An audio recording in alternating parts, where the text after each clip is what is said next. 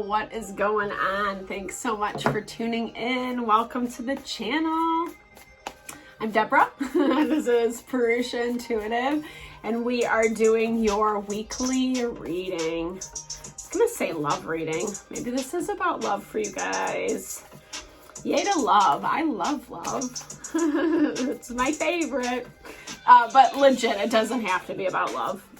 You know, I always say it's best to come into these videos maybe having a question about something you want to look at. And then if the energy resonates with that situation, you know that message is meant for you, which is dope. Thus divining is what I was going to say. So Virgo, Sun, Moon, Rising, Venus, cross watchers, obviously welcome. Energy is fluid, timeless. It doesn't matter when you watch these. Ooh, Stellium and Capricorn. Very interesting. All right, things come into head. A stellium is when 3 planets align. Capricorn energy is the hard work, the strength, the challenges that we overcome through adversity. Not the easiest energy, guys. Not the easiest energy, but let's get into it. Okay, waning crescent. I love that. So it kind of speaks to, you know, that release, that letting go. I think a couple earlier zodiac signs got this as well. Places that we, you know, I feel like we work to make something happen. And then we also have to have that period of time where we just let it fester. I think fester is the wrong word. I was gonna say marticulate, but that's not the right word either. My words are escaping me. I apologize, Virgo. Let it soak, let it absorb, let it do its magical work underground. You know, like when you plant the seeds, giving yourself a little bit of space, a little time to step back. Yeah, that inner wisdom keeps coming out. This is going to help you connect more to your inner wisdom. When we slow our life down, when we live in the cycles, the ebbs and flows, it really does help us connect with what we need to know, with what we want, what we need. Yeah, boom. And then it gives you that Mars energy. This is masculine. It's empowerment, right? It's what gives us our drive, our force, the ability to make things happen. So Spirit's really saying right now, you know, take a step back because it's about to get busy. It's about to get busy. You know, I feel like your desires are manifesting. Maybe what you've been putting all that work, the time, the energy into, it's going to be manifesting. And it's all about you, baby. With that Aries. Mars rules Aries. Aries is the first house of self. So kind of how we show up in life, like how we orchestrate ourselves to be who we are, you know. It's very empowered. I love that. And this is so beautiful, guys. The cards never lie. That's what I love about this. But you know, it's through this process of transformation, it probably hasn't been the easiest. There probably has been some upheaval, letting go of things that you were hoping were a better fit, you know. Scorpio energy is all about like what we desire, both good and bad, you know. It kind of has that element of taking us to the underworld, the shadow self, you know, our deep, dark desires, but then also how they manifest into the light. Pluto is very transformative energy. It's also like that, the 8th house is also like our hidden desires, what we might not even know, you know.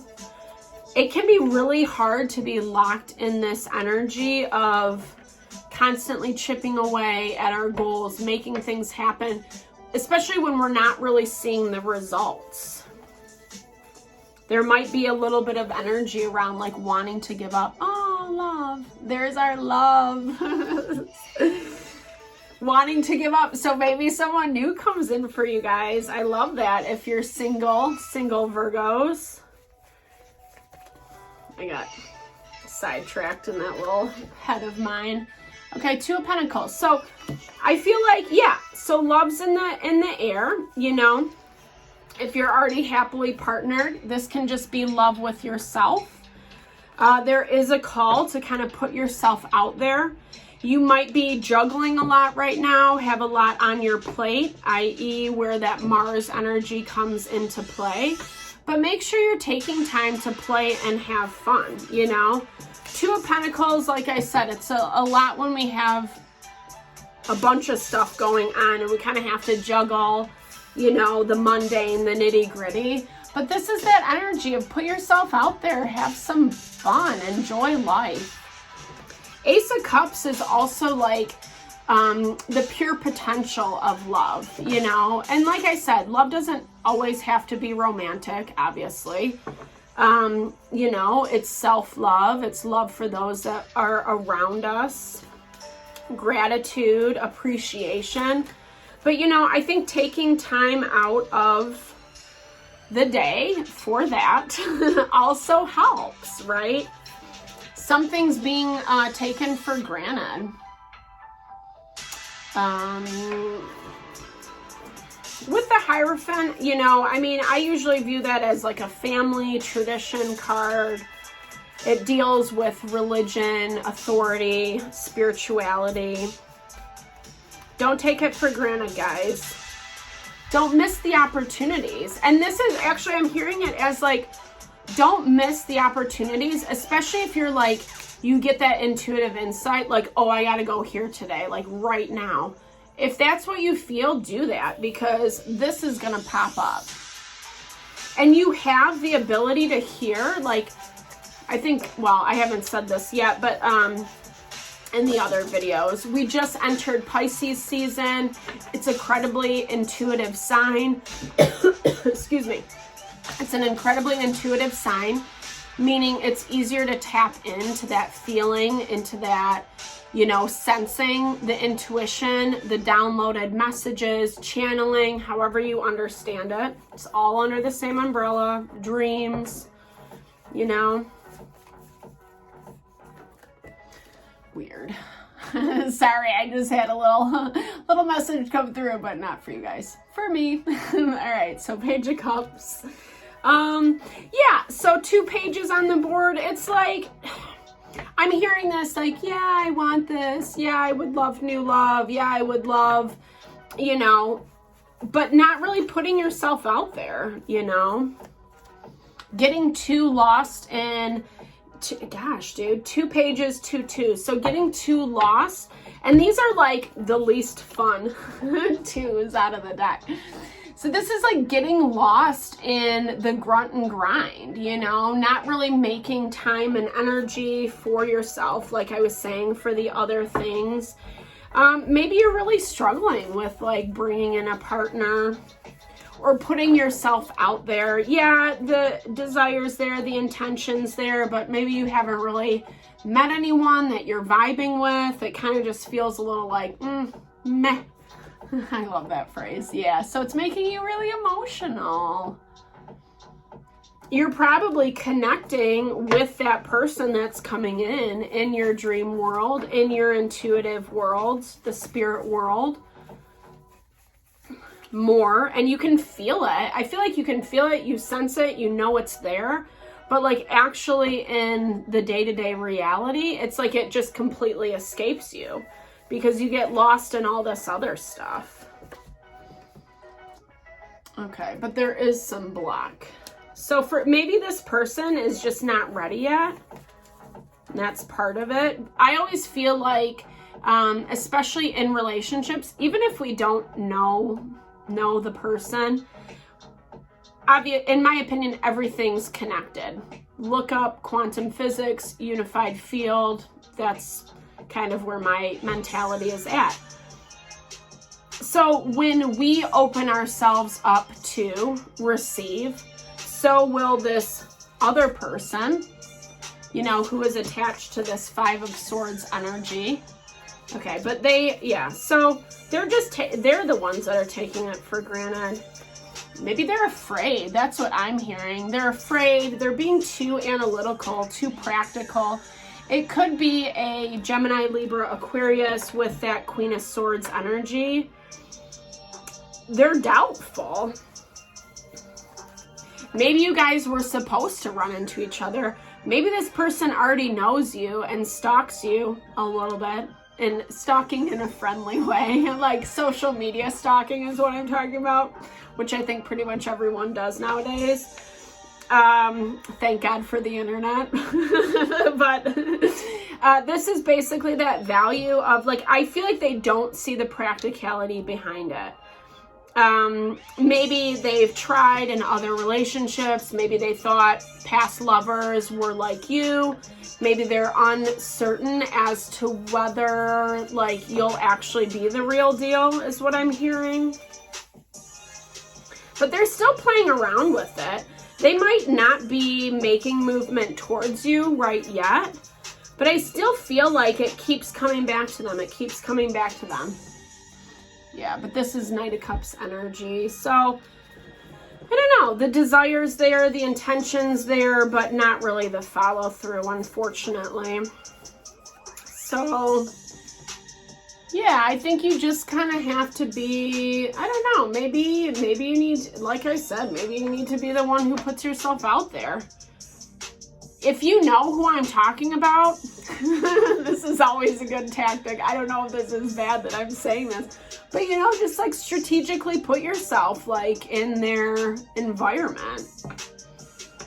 Run into each other. No, I'm not promoting anything like, you know, weird or stalkerish or anything like that. But, you know, with the Seven of Swords, it's like, it is that vibe of secrecy, not completely fully, you know, it's not like, hey, sending them a message, I'm thinking about you, blah, blah, blah.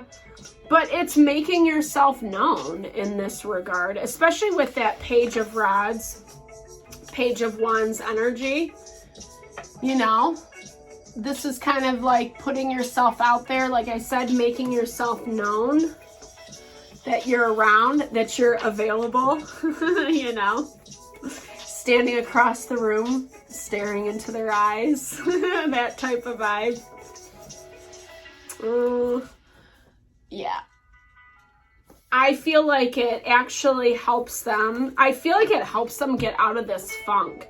It's like it makes them feel like, oh, I manifested this. Maybe they're waiting for you to pop up. That's what I'm hearing. I'm getting chills as I'm saying that. Woo.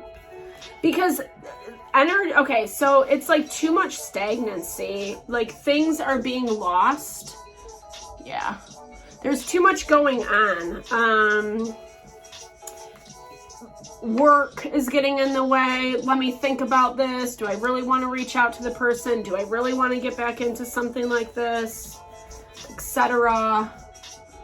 Money, finances, kids. You know, I mean, life is the grunt and grind of life can be a lot. There's a lot of excuses as to why this isn't happening, you know.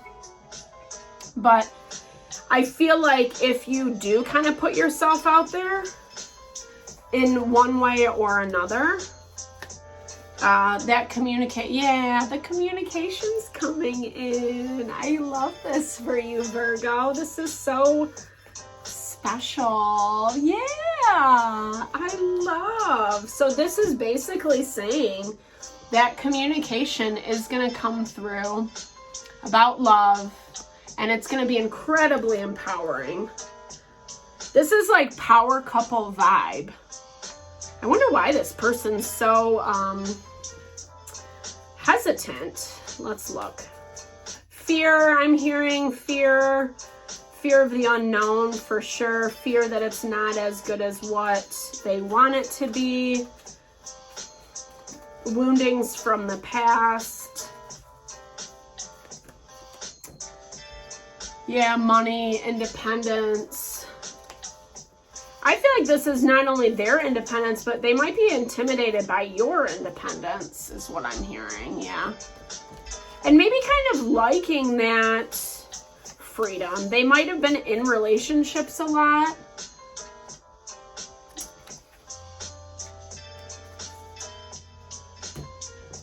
They've had a lot on their plate, right? It feels like they're always the one doing stuff. They're always the one holding things together. But in reality, in the truth of it, it's like,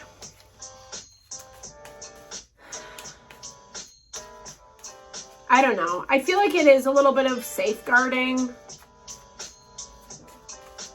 Maybe they didn't really even realize like how much energy, effort they were putting into last relationships. And so now they kind of want to take that step back and let it happen organically, which is true. There's this dude who I love on this reality show, Celebrities Go Dating, in the UK, Paul Brunson, and he's an amazing, I think just like a super level-headed coach, like love coach. And he talks about how like, you know, as humans, we'll be like, well, I got to get my finances in order. I got to get my house in order. Like, we'll put all this time and attention, my fitness, into all these things, but we just let love happen. And really, that's kind of the antithesis. Like, we still have to be proactive about love relationships, especially if we want that in our life, you know, which like, I was like, that's so rational, you know, that makes so much sense.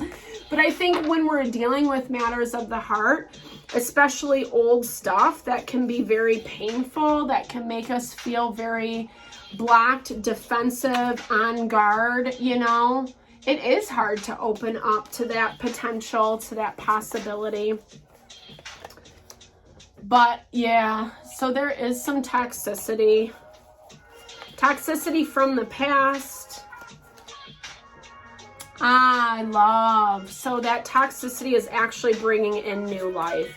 You know, that can be one of a really intense life lesson, going through something super unhealthy, super toxic, gaslighting, narcissism, people who control, manipulate, lie, etc. It really does take us down to the depths, right? That scorpion energy, but it also is what allows us to empower ourselves and to breathe new life. And oh my gosh, I love this because it is going to bring that beauty. And I feel like, Virgo, you so deserve it. I hope that this message helped. Thanks so much for tuning in, sending so much love and blessings. I can't wait to hear who this is for you. Definitely big thumbs up if it resonated. Drop comments below. Yeah, and thanks for tuning in. I appreciate the love and support, sending it back your way.